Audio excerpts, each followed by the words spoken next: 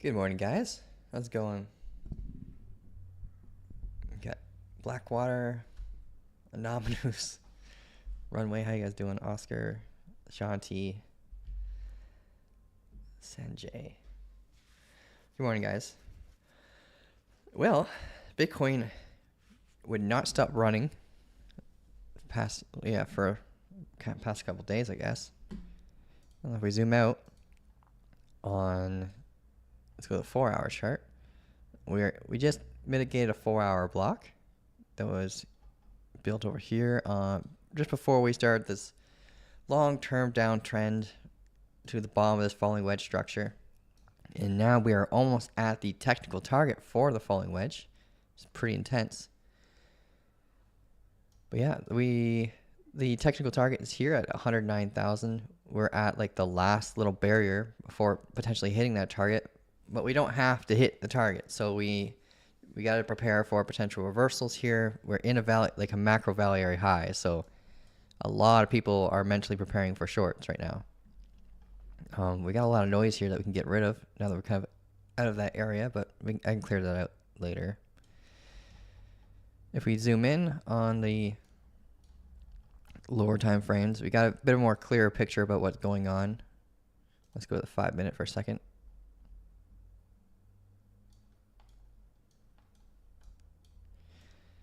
And we're fighting the right now as resistance. We got horizontal. Yeah, we're ranging for a little bit here. But we just stacked some liquidity here. We just grabbed it there, and we came back down and hit the local floor of support. And basically, we just got to watch this as a potential area of interest for a break to the downside. And like right now, before this was my key area that I was watching to see how we behave off it. But looks like around midnight, overnight there, we had a bounce off of it. Built a inverse head and shoulders. So this was the start, basically, of being able to trade this as a range. The moment we had that break, or the retest, if you're late, stop loss guard there, or stop loss guard here, you'd begin to target the week high up here. And we got that a decent run. And yesterday we were kind of talking about that as well. We were kind of hoping for, I believe was it up here? Yeah, it was down here. We were talking about this during the live yesterday, where we had like this demand zone where we could potentially prepare for a reversal. We basically honored both zones of interest for both short confluence and long confluence, but the price action itself didn't really let you get in safely, unless you had the strategy to support it. But yeah, then we eventually broke the week high, and we got that run up. But man, it did not rest. It just went straight through the valley area high. We consolidated a little bit against it, and now we're at the pretty much the final boss for Bitcoin before hitting its macro target. And a lot of alts have been bouncing up like crazy too. Shanti, you're short say too. Noah, thanks for recommending everyone to like the stream, man. I always seem to forget. But yeah, we got reasoning to prepare for a short. I'm watching this as a potential area of interest for a short. We have a lot of short side liquidity that we can take in, but I would prefer to wait for a break of structure confirmation off something like this when we're trading for shorts on the low side. But the best place to prepare for a short, if you want to front run this, would be up here. If we get that double bottom structure, right? We have the confluence of the VWAP being on our back when we break this level. And then we can start targeting the liquidity that was just added up here and prepare for a potential SFP. And then we get that short. It could be a front run to this zone, but if this zone breaks and we see it act as resistance, then you can stay in the short. And I would be targeting this demand zone right here, right? We have that impulse move. We built a good base, another impulse move up. So we have reasoning for potential residual orders here, and we're seeing some evidence of that with the order blocks being formed. So this, if this plays out and we lose this support level right here, this could become a more this could be an extension of the range, and then this could be the support base of that range and start consolidating above it. It happens, like it feels like it happens every single time that way. So I'm mentally preparing for this to break and this to act as support, and for this to be a range extension for us to consolidate within. And then that consolidation is going to define a continuation or a reversal. But if we instead just like get a full body high up here, then we could just keep going up, right? Just like we have been for the past few days. There is more liquidity to the upside in Bitcoin in the last 6 months. I'm not that good reading CoinGlass's charts yet. Yeah, so there was a lot more liquidity to the upside, but a large, like it was all basically taken. Like, think of like how a falling wedge is created, right? We are constantly coming down and grabbing newly added liquidity from below the wicks and below the bodies of the structure. There is usually liquidity in the form of liquidations and stop losses below each of these levels. So if you think about the order flow of funds and how people are participating in their trades, there's almost always liquidity resting below wicks like this. In the falling wedge, we're constantly taking that liquidity over and over and over again. And so what's happening to the upside order flow is we're stacking more and more to the upside. And a big area of interest was here, because we had over $6 billion worth of liquidity. And that could have been a great place for someone who may have jumped in around here with a large amount of funds. I'm thinking like people with like $40 million worth of volume or more. They want to have targets with a large amount of liquidity so they can exit with the least amount of price impact, which means the least amount of slippage in their trade. So they look at zones where they will get the price that they actually asked for and not some kind of slippage crazy price that will end up hurting their P&L. So that became a huge zone of interest after this broke. It was the biggest area of interest within this falling wedge. And now we've surpassed it with a little bit of range trading here. A lot of people exited, a lot of new people jumped in from the FOMO. We're in a value area, so lots of reasoning to get in. And now we're at pretty much the target of the falling wedge structure, where the liquidity ends, where most structures' bias comes from its tilt, right? And if you have like an uptrending, like a rising wedge, then that tells you most liquidity that's being built is to the downside, and most of it's being taken from the upside. So if you look at any structure where you can draw an apex point, which is where two trend lines meet, think of the tilt, and then it's a lot more easier for like beginners to be able to visualize where most of the money is from the order flow. And that's why statistics are made from research on formations, that they'll tell you like the directional bias based on the average weighted liquidity is within that structure. So I hope that helps you understand that. But the heat maps are like visual proof of that. So if I go to like Bitcoin and I go to like the 6 month chart, we can see like where it's cold, right? There's not very much liquidity here, but we can see on the chart. Let me just move my head here. There we go. We can see on the chart along the way down, we're grabbing liquidity, like millions of dollars, billions of dollars actually, along the way down, taking people out of their long positions basically. But as we go down, we're adding more and more, and we're not able to take it. Right? We take a little bit once in a while, but the majority of it ends up being above us. And we grabbed the area where there was like, I say 6 billion, but it's a lot more than 6 billion. But there's just one little zone of interest that had like 6 billion alone. I would say it was probably closer to like 15 or 20 billion dollars that was resting around there. And now we're getting close to the point where it's getting cold up here, right? So you think of the targeting based on when the liquidity starts to get cold. And we have liquidity like it's pretty heavy all the way up to $110,000 $1,000. But now we're adding a bunch below us along the way up as we take it from this side here, right? So soon we're going to have more and more reasoning to go down. Because like liquidity isn't technically a magnet, but it is like a market maker target. So they're going to try to influence the price action to draw us towards liquidity and make retail do all the work of bringing it there, where they're going to either enter or exit the market. So think of market makers like the people that paint the picture, that help us try to guide the market and where they want to go.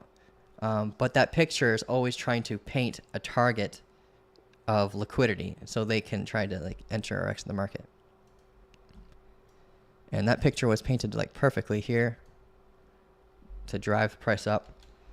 And this was the confirmation formation that you could have entered in on to define the move to 109K. But it's really best to use, like when you're trying to find out the best time frame to use, like the heat maps. You look at the range, you pull out your ruler, and you find out how old is that range.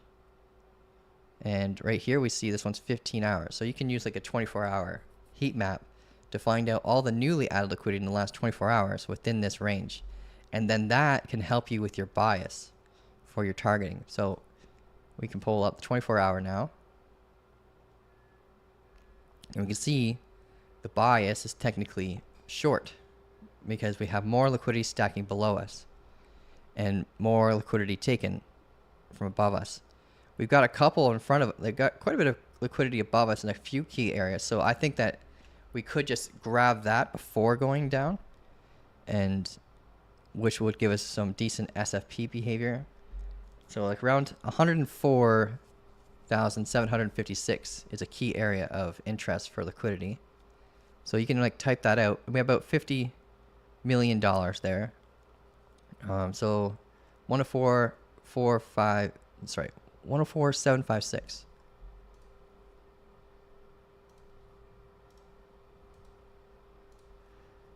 So we type in the coordinates. 104,756.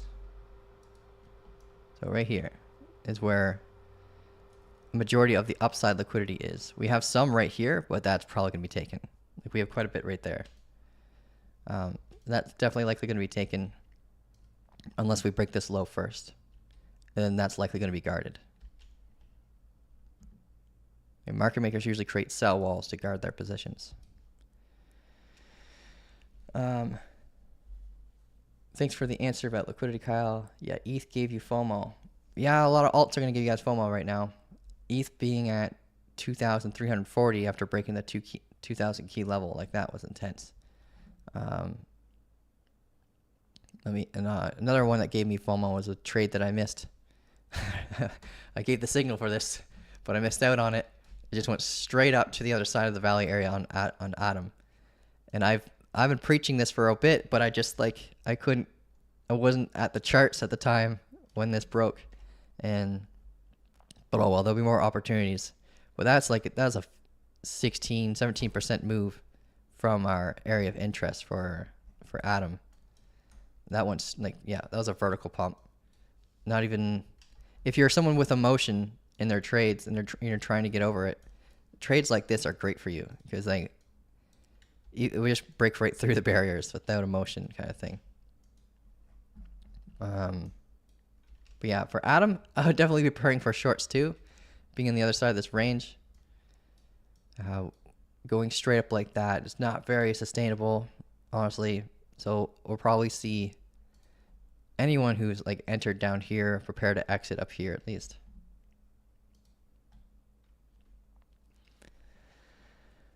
When you master FOMO for trading, no amount of FOMO in gaming will affect you. yeah, that's funny. Yeah, trading will transfer into life quite a bit. Risk management kind of transfers into almost any game you'll play. Defiant. Yeah, get after him, man. Is there more liquidity? Okay, we already answered that. ETH been on fire. Let's take a look at ETH. Let's see if there's any like structure to define a continuation or a potential reversal. No, it's just straight up, eh? Yeah.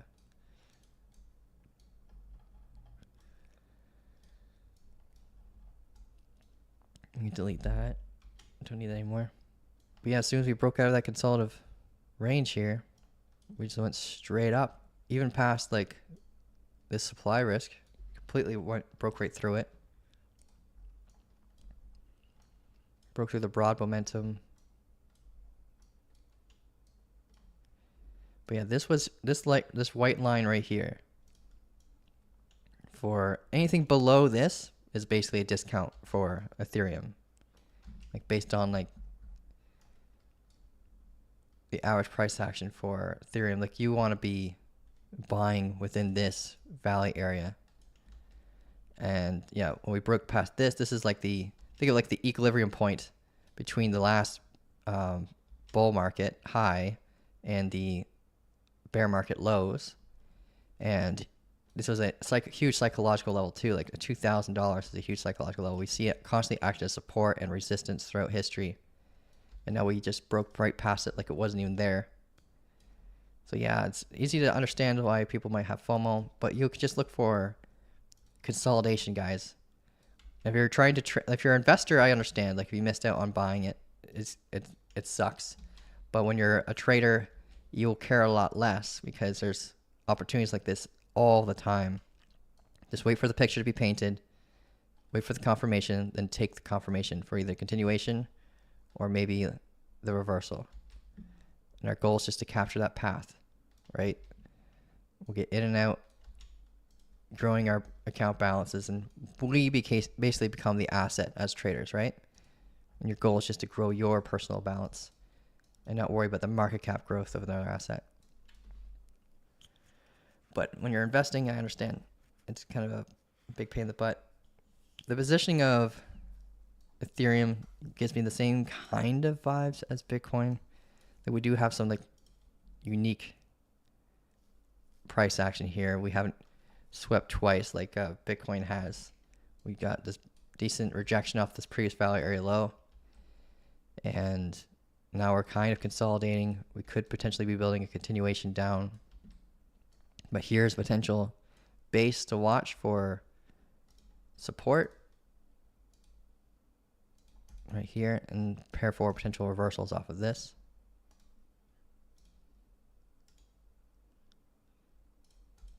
There we go. And our next little demand zone's way down here, but it's not as strong.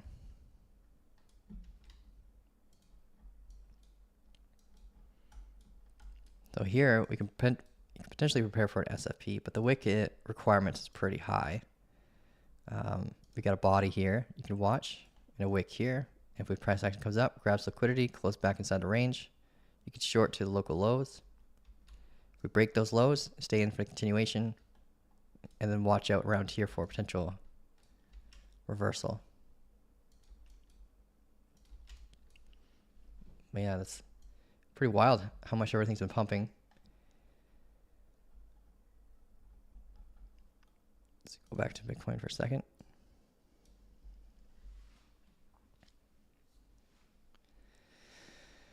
Okay.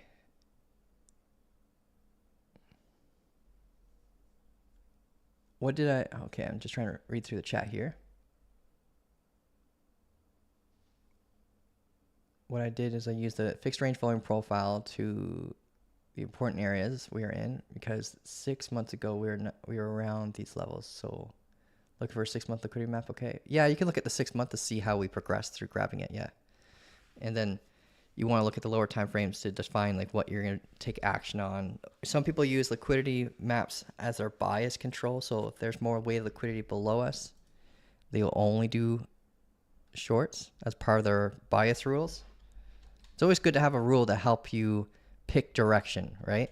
And the liquidity is like a really good tool for defining which direction should go, because at that point you're kind of thinking like a market maker.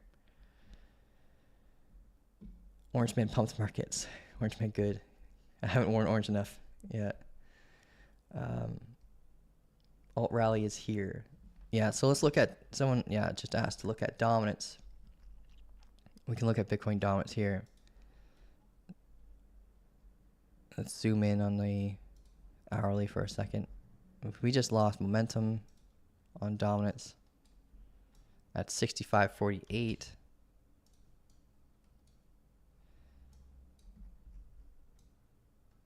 Yes, we lost this uptrending momentum here, but we fell down to the more broad momentum here, bouncing off the 50-day in confluence with that. So there's reasoning for things to slow down on the alt side of the fence. But if this breaks, we could just keep on going down. But Bitcoin's at its range high, right? So what are people going to do with their funds if they think that Bitcoin's running out of steam? So if we're at the value area high, people are going to start rotating their funds into either stable coins or altcoins. And we can see by looking at my little, you can barely see it actually, 1 second. There we go. I'm just going to move this over here. These numbers here are the percentages of dominance between Bitcoin dominance, USD dominance, total 3, and others dominance. And Bitcoin dominance, you can't see the percentages yet. Oh, yeah, there we go. Well, you can't really see percentages, sorry. But anyways, the Bitcoin dominance is down 1%, like 1.17%. USD dominance is down 0.79%. And total 3 and others dominance is up 2%. So this is telling us that funds are flowing out of USDT, out of Bitcoin, and into alts. If it was like, if stablecoins were going up right now, but others dominance wasn't, it would tell you like all the funds are flowing into stablecoins and people are just taking profits and not investing. So you have a really good understanding of just the behavior of the day by looking at the percentages on something like this. So I'd always recommend having a watch list of BTC dominance, USD dominance, and at least others dominance. Like total 3 is great, but others dominance is like really good too. So yeah, have all 4 of those. So you can immediately look at that screen in your watch list, and you'll know exactly where the attention is in the market. And let's move this back to here. There we go. Yeah, and it looks like most of the attention is in alts. If we go to others dominance, which is like the next important chart to watch when you're trying to decide if things are about to rally, you look at this, and we spoke about like, at least in the community chat, like in the community Zoom calls we were having, we're talking about potential daily SFP down here. And if that were to occur, look out kind of thing. And man, did it ever like play out really well. Because we grabbed all the liquidity from below here. And this is the others dominance chart, so there isn't technically liquidity on this chart. But it is telling you that on average, the structure of assets is going to look like this. And on average, the majority of alts that are part of the others dominance chart are preparing for a potential bounce, right? And if we got the SFP here, then it tells us the majority of assets have had like a low side SFP or in price discovery or are about to potentially just have like a reversal in general. And we got that swing failure pattern here. And then we target here. But like we could have we could keep going up, guys. Like if we break this level, this key level right here, and we see it act as support, then that tells us the majority of assets are also doing the same thing, and they're very likely going to rotate all the way up to here, which is around like 8.80% for like around this zone. I'll be preparing for potential reversals, but if we break past this, I'll be targeting 9.8, and this could be the front run to an altcoin season. And an altcoin season for me is when we're around here. But this is like the front run to that. If we get that break, then we can start seeing things start to have like a domino effect of bring it back up. We will never see this chart, or at least I can't say never, but I highly doubt that we'll see this chart, at least in this cycle, ever get to its all-time high again. Like I don't think it's going to reach 20% or anything crazy like that. I think our highs will probably be like maybe 15% or 16% on the other dominance chart. Just because of the amount of institutional involvement and interest that we have in Bitcoin compared to alts right now. I just don't see it happening. But things could change, you know? So that's why you never want to say never. Especially as a trader. Like that kind of behavior will get you burned. All right, so let's go back to Bitcoin chart. And I've got another like 30 minutes to hang out and hopefully find some key levels for you guys. So this is our key level right now for Bitcoin.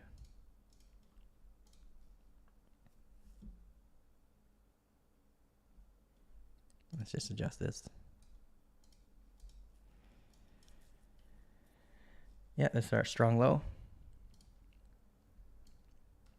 So that breaks, we got our change of character occurrence. This could be a bounce before that break, or this could be a bounce before returning back up and grabbing that liquidity.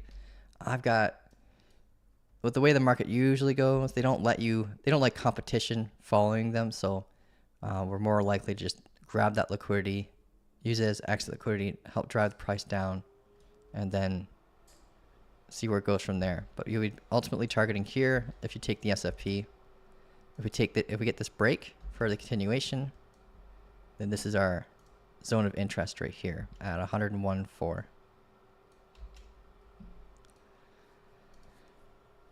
TA on dot, okay.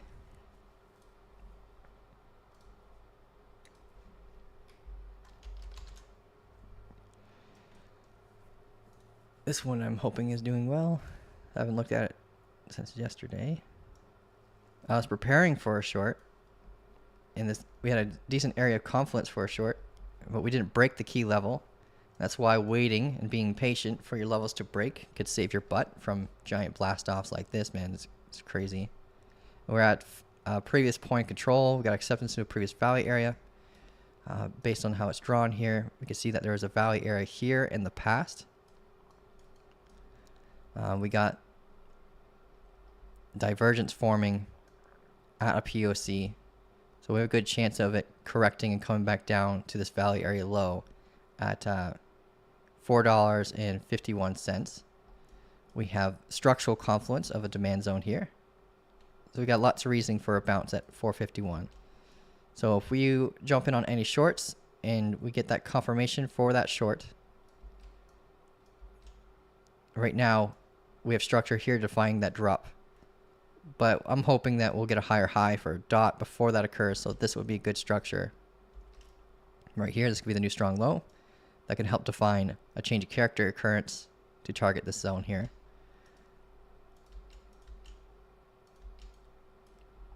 And we have reasoning to prepare for an SFP here too, right? We got our wick levels right here. And we just get the magnet tool, just align that properly. There we go. Your wick level right here. Our body level right now is right here. So price action comes up. Grab that liquidity. Close back inside the range. That's an SFP. Target these lows. If we break those lows, you stay for the continuation. And you target down here, 451. But then you'll be mindful of this low here, just in case. So that's dot if you're preparing for a short. You don't really want to be preparing for longs unless it's like a short-term internal scalps, like catching these lows with like Fibonacci confluence and then targeting the highs.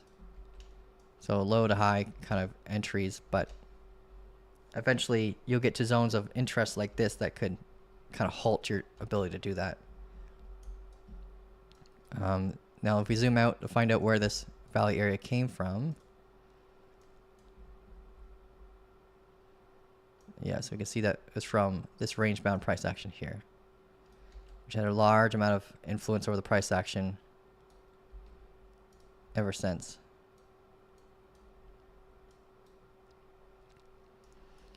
And at this POC, you almost always find structural reasoning to prepare for a short as well, like this little supply concern here.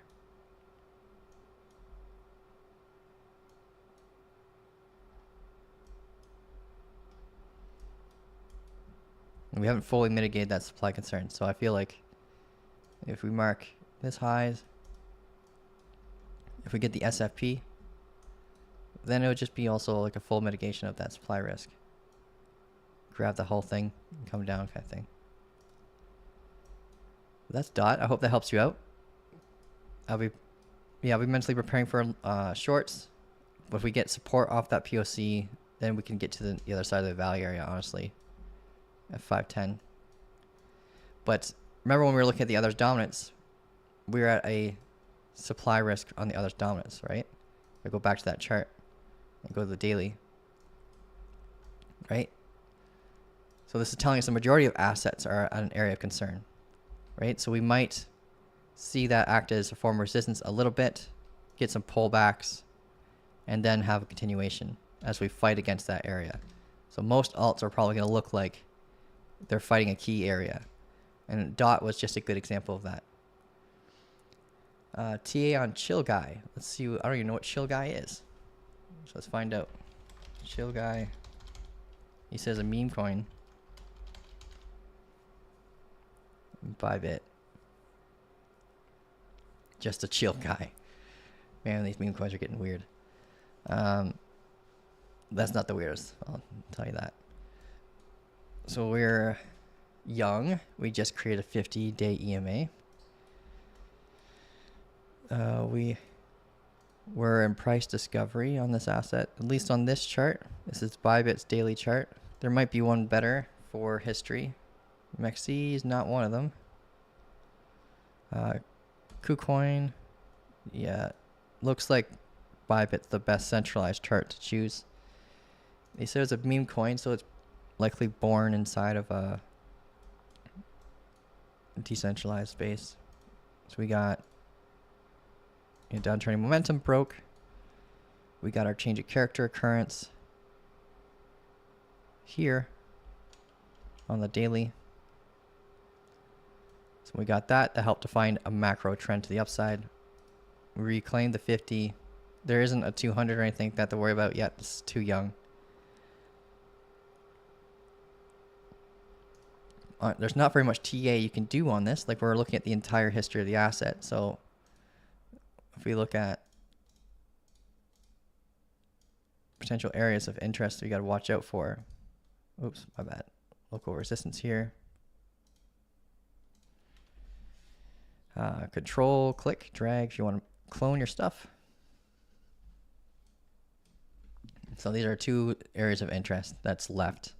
Like, we were just at one. We mitigated it after a few days of range trading. If we zoom out,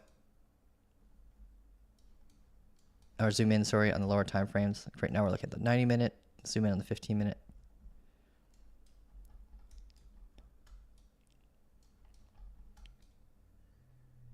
That's not even a proper pullback. We're coming down to the VWAP right now. Like, right now we're building bearish divergence, but that's kind of like the only confluences I can see for a reversal right now. If we lose the VWAP, we could fall back down to this demand zone. But structurally, I don't really trust it. Like, I want to have like a proper pullback. This is not a proper pullback. You want to have at least like 2 candles pullback and then define that as a strong low after it's been claimed from the week high. So we could watch this and visualize it as something like that in the lower time frames, the 5-minute chart.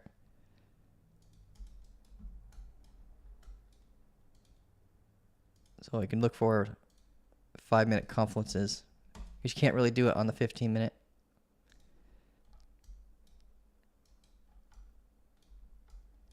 So here, I'd wait for the break.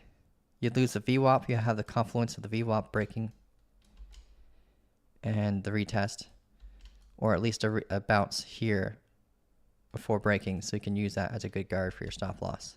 And then you can target this demand zone down here. If the risk to reward ratio is there, it could be a good short.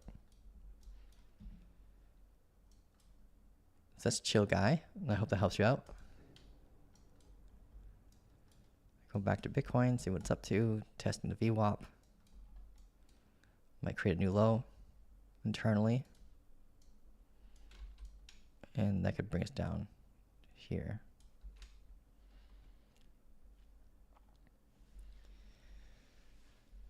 Okay.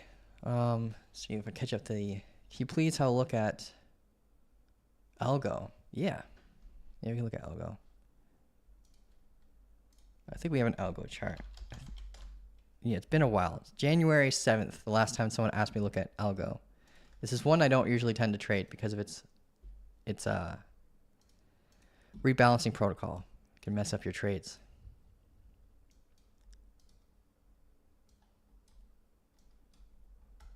Oh, it's been a while since we looked at, yeah, way up here.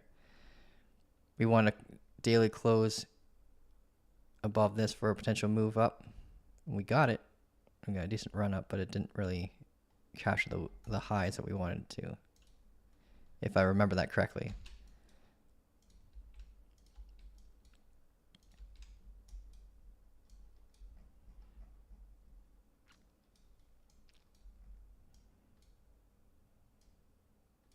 Yeah, I used to trade it a lot. Let's see, double bottom structure, unclaimed bottom.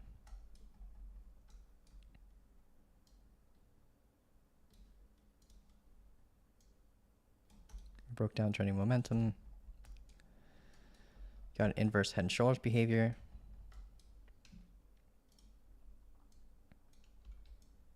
Ascending resistance, which is always awkward when you're looking at the inverse head and shoulders and trying to trust it as that, because you can draw it as this. Right? The exhaustion is more so on the low side. Like more people would be basically preparing for shorts because it's uptrending. Pull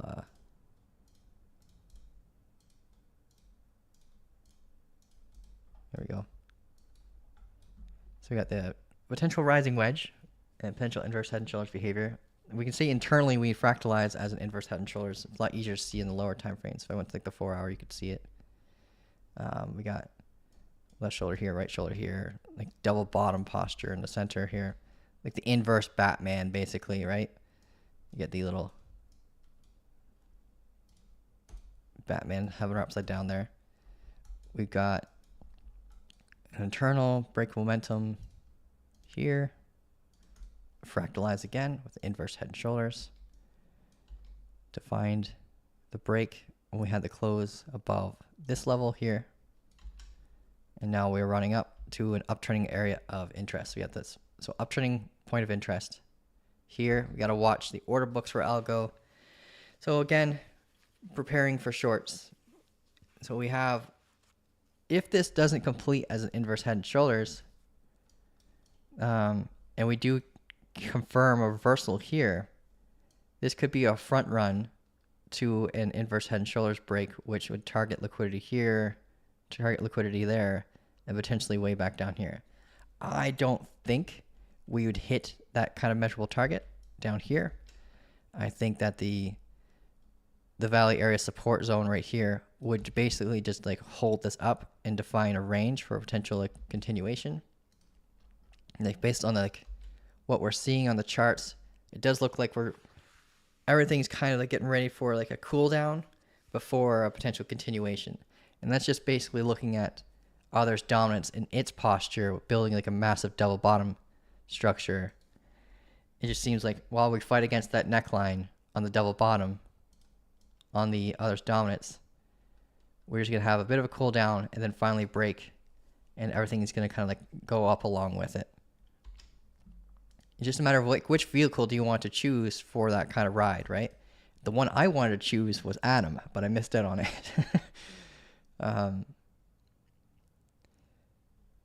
Kind of a dumb question. Where can I find the list of assets I can trade on Blowfin? That's not a dumb question, man. On Blowfin itself, let me take a look. I could find the exact link for you.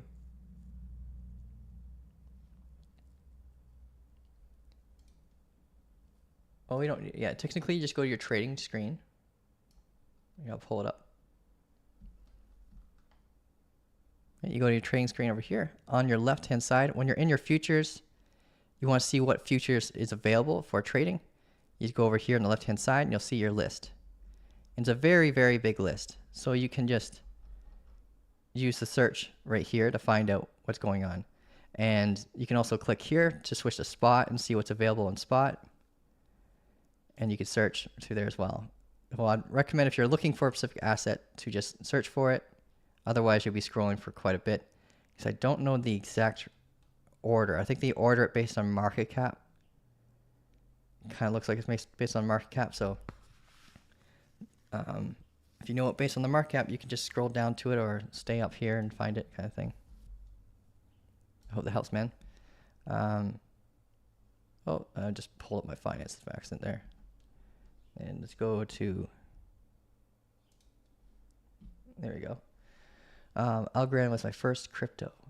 Oh, was it? Nice. That's not a bad one to be your first. Most people's first is Dogecoin. So I'm glad Algorand, something with utility, was your first. My first was Bitcoin. And it's mainly because I got into the space because of a scam, and they wanted Bitcoin in that scam. It's a long story, but yeah, I got into crypto because of a scam promising like 3% per day. And I was like in a desperate mindset. So when when you're desperate, it's very easy for you to fall for scams because you have that like hint of hopium. And yeah, that's why Bitcoin was my first. Could we look at Solana and Sui? Oh, we haven't looked at either of those yet, so we can do that. Do I have a Sol chart or a Sui chart open? Okay, let's look at Sui first. I got a chart already open for that.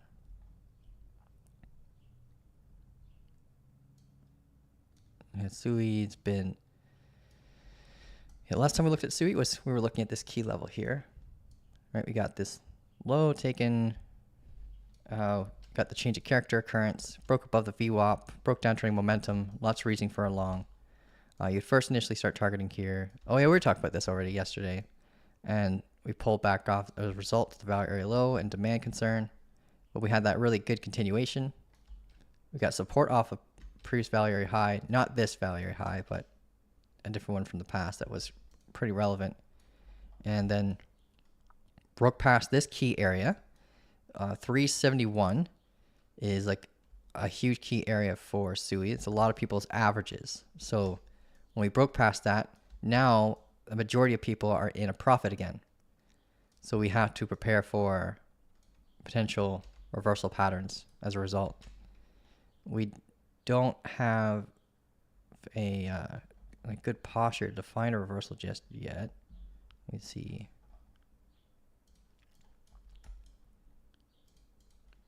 We get this level here. We can watch this level, but it's not a change of character level. For it to become that, we need a higher high. So maybe we'll grab liquidity before coming down. But we are descending right now. So we have 2 stacks of liquidity here. So we don't technically have to go as far as this to grab what we need to reverse back down. We can pull a fixed range volume profile from here to here. We can draw a demand zone. Once that fixed range volume profile uploads there we go. Demand zone right here.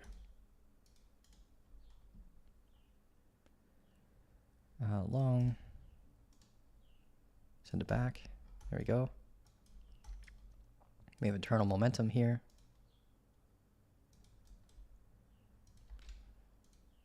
So we got a few things we can prepare for.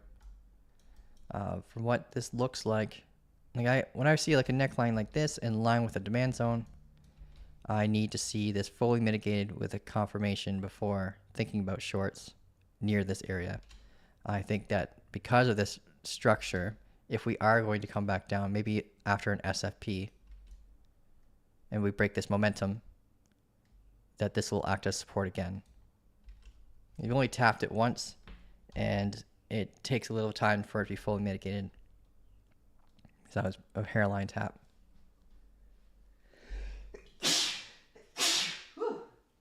Sorry, I got hardcore sneeze there. I'm good. Picked up 3 shorts on ZBCN yesterday, in one now. Thanks again, Kyle. You're butchering that asset, man. You can take a look at it again if you want. But you're doing pretty well. Let's see. So yeah, preparing for shorts with Sui as well. Like based on this posture, I'll be looking for SFPs. I'd mark at least this wick here.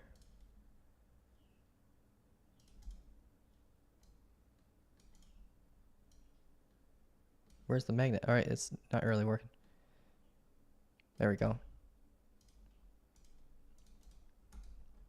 I know that's not the high. It's lying to me, man. Oh, okay, I see. I got Argus on, so it's showing me a different wick.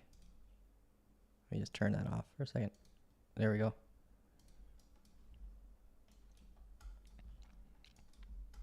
All right, cool. So prepare at this zone. Your value area high is basically your body level you want to watch. Right here.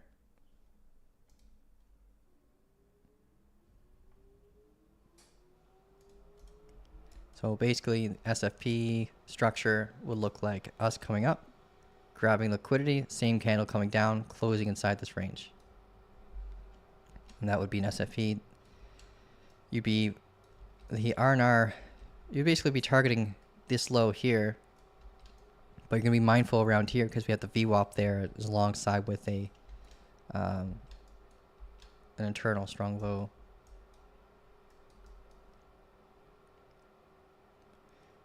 Okay, so that's Sui. Hope this helps you out. We got another request for, I got time for probably one more. We have Solana was the other request.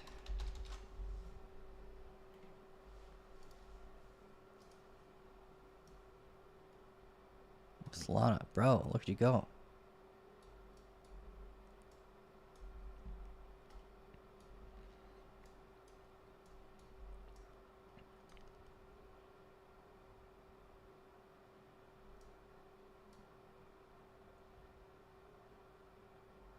Yeah, so we had the inverse head and shoulders at the deviation of the value area low, which is like a good front run. There's probably an SFP you could have taken here. The late entry would have been this confirmation formation here. This structure helps define momentum as support and gives you a good continuation. So if what you kind of want to look for was behavior like this is just the break, the retest of the previous highs, and the higher high can help define a move to the opposite side of the value area. So you'd be targeting basically here at the time. But you can tell by the behavior that we just had one tap off the POC and then ran right past the value high, used it as support with the proper healthy pullback too, and on the 15-minute at least. And now we are like way up here, and I've got, if I zoom out on the daily, like here we just got past a volume shelf here. I got these two yellow lines here to define a location where price action moves very quickly.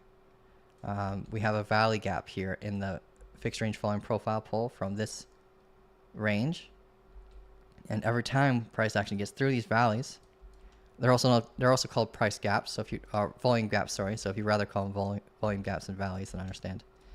I usually call that because this looks like a mountain and it helped me teach people for a little bit. But yeah, this was like volume gap here where price action moves really, really quickly. You can see that we kind of like just teleport through it every time we get to it, or use it as resistance. And we broke right through it again, giving us acceptance into this upper side valley area here. And so we could get a pullback and retest it. But right now, if we look at the lower time frames, we can see that we don't really have much structure to go on to help define a reversal or continuation. Like we have this week high here. We pulled back already. If we break that week high, we'll define new strong low, and we can use that strong low to help us help guide us for a potential short with the confluence of a value area high breaking at 169.33. But we don't have that structure to define that yet for that change of character occurrence. So we have to assume that technically this is still bullish, and to prepare for a potential continuation to grab that week high. A perfect preference of a scenario for a short would be like an SFP again. Like a lot of things are looking like they're preparing for an SFP. Grab that liquidity, close back inside of range, target these lows. If the lows break, target 164.95.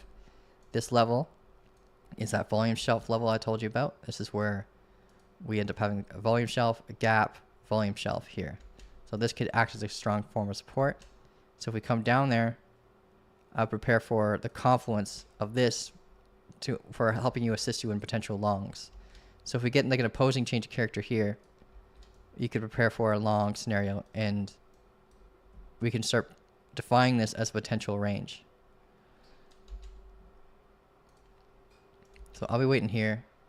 If I were to box this zone, it'd be like this.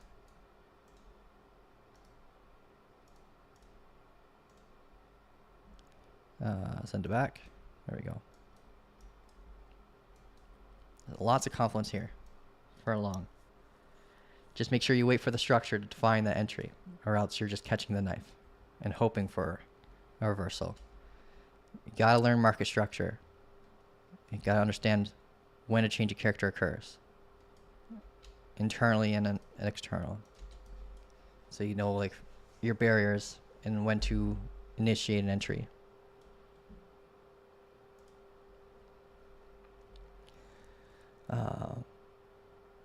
How do you know the majority of people's average? So there's two ways. You can either just look at the price action and look at where key levels of previous historic support was. Look at DOT, for example, because we were talking about that one, I think, when you mentioned that question.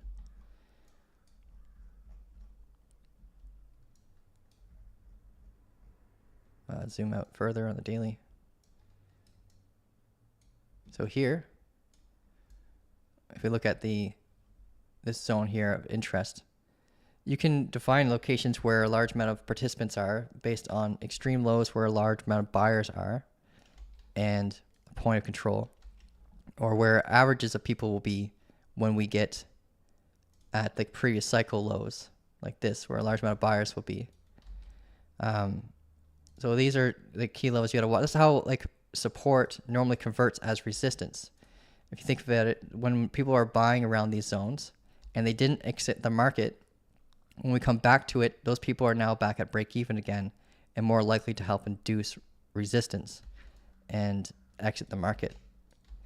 So you can kind of anticipate where people's averages are based on structure because of that.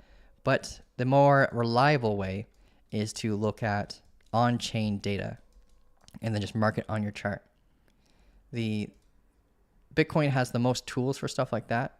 Not very many altcoins have it, but I can find out research stuff like that to help you find like ones for your favorite alt. Because some alts won't have it, unfortunately, because they have tools that help you see people's wallet addresses and understand the average person's like weighted average.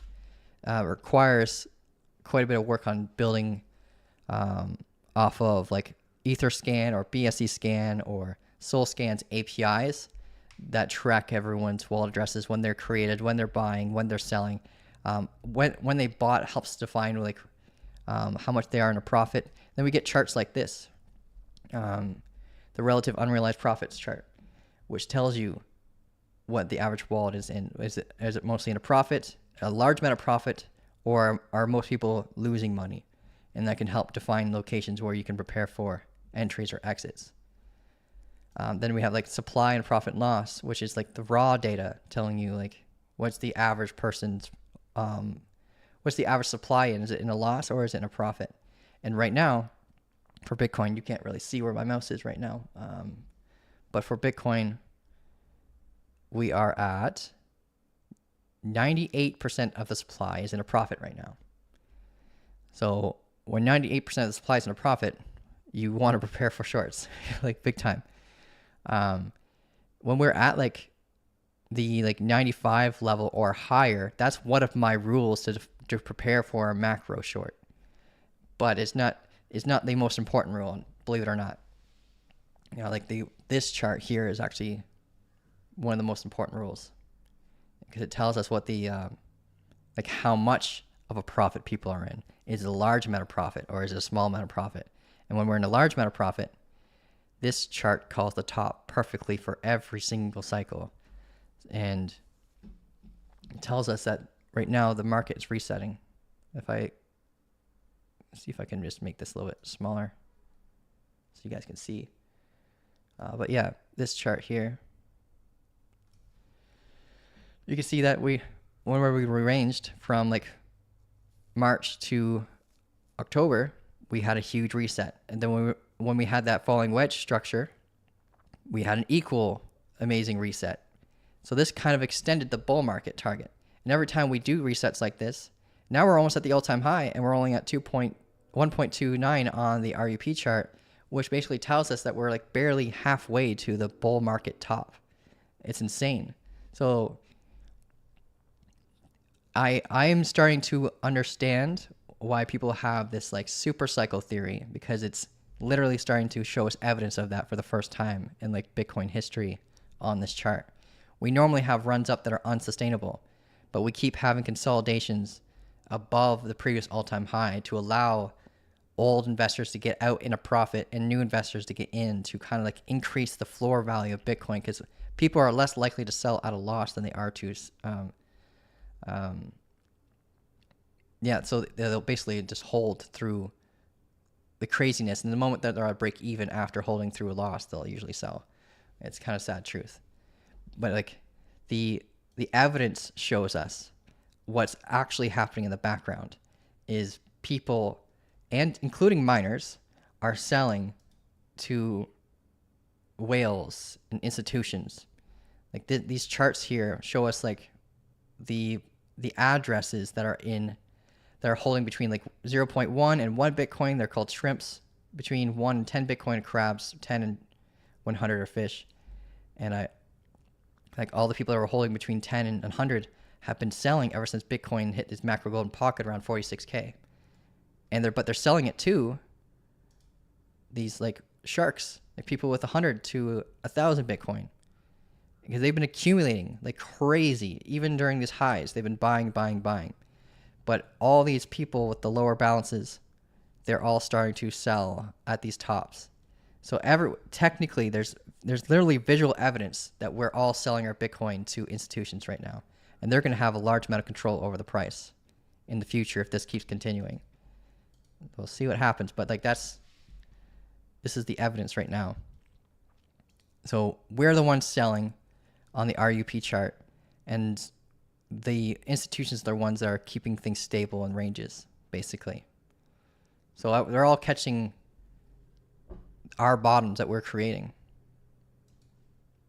But it's not that it doesn't come without manipulation. Like everyone gets manipulated into it. But yeah, guys, I gotta go. I got a call that starts in 6 minutes. I really appreciate everyone who's jumped on. And yeah, I'm glad you're learning, man. I'll do my best to continue doing TA this way for all of eternity for you guys. So like, I'm not just going to be showing you my key levels, but I'm going to be explaining why they're there and like why I'm preparing for things. But I will tell you this, like we're about halfway through the bull market. So if anyone's like fearful and they're wondering if they should sell right now, like technically this is a great spot to take some profits and prepare for potential corrections. But it's not going to be the correction or the bear market. What's a good exchange to buy Bitcoin spot in? That depends on where you are, but like I buy mine on Blowfin. But yeah, I got a link down below if you'd rather. If you want to sign up for like 20% off on your trading fees. We also have like trading tournaments all the time. But there's tons of exchanges, man, that you can buy Bitcoin spot in. You typically want to be picking ones that have safe reserves. And I know Blowfin's one of them. You could use, like, Coinbase is like an average one that people use, but the fees are terrible. But Coinbase is a really good one for like onboarding with fiat, because it's a largely accepted like exchange, but it all depends on where you live. US, yeah, Coinbase is a good one for you, man. It's a good place to start. It's really beginner friendly too for anyone who's just getting in. All right, guys, you have a great day. I will do, sorry I didn't get everyone's TA. I just got a limited window today. Thanks for jumping on, and have an amazing day. And I appreciate everyone who's been subscribing. It's been helping a lot with our growth.